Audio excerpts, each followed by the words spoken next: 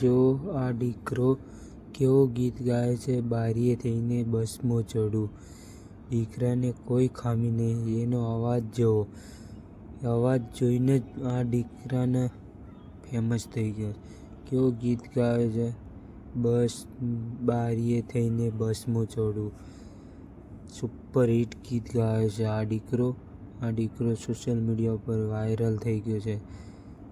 ઘણા વિડીયો જોયા છે, પણ આવો આ નાનો છોકરો વિડીયો બનાવે એવો વિડીયો તો મેં ક્યારેય નથી જોયો. આ વિડીયો જોઈને હું ચોંકી ગયો છું.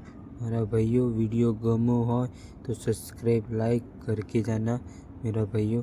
अभी गीत चालू करते हैं, सांभळो ये छोकरो कयो गीत गावे छे.